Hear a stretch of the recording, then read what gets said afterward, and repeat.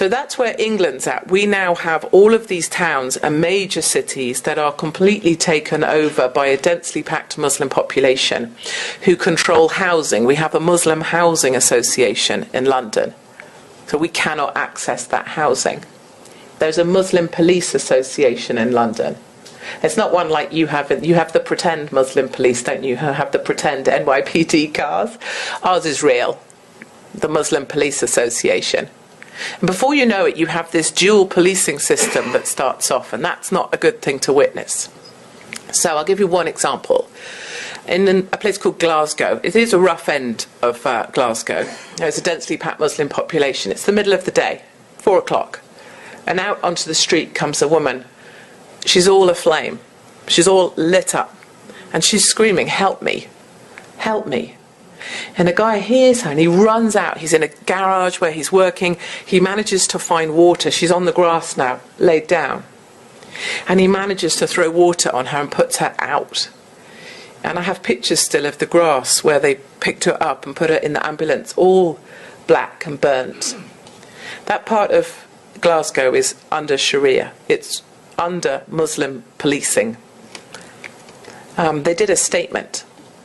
The police said there were no suspicious circumstances.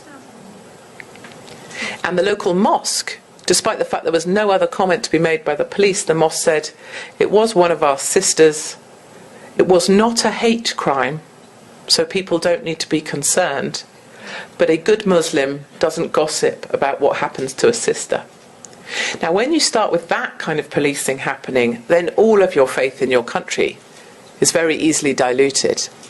The reason 2,000 of our young white girls were raped in one town alone, Rotherham, was because when the girls went to the police didn't want to be called Islamophobic.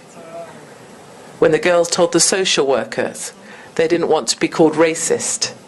The girls were pushed away, turned away. "No, you must be wrong." Some of them were from care homes, so they just weren't believed.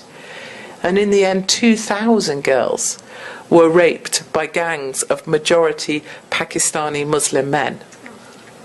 I was referred to the police. I was investigated for calling these rape squads majority Pakistani Muslim rape squads, and it wasn't looking too good for me until statistics came out on it, and it was revealed that they were actually majority Pakistani Muslim rape squads. So I'll take that one.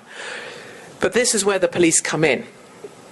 The police are now a legitimate arm of the government silencing machine.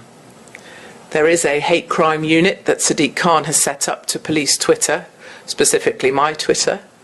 And I have been arrested and interviewed under caution by the Major Crime and Homicide Command, 2 men in a cell with a tape recorder, for a column I wrote in the newspaper about migrants, because it was seen as hate speech. Luckily, that wasn't referred and I got away with that.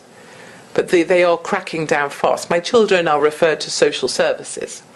So people that are against me or want to shut me up will ring social services about my children. So we've had them to the house 3-4 times, and I respect that. I'm glad, because if someone's in trouble, I want them to be found out. The only thing I wonder is, where were social services for those 2,000 girls in Rotherham when they needed some help? Why is it that it would be believable if it was something to do with me?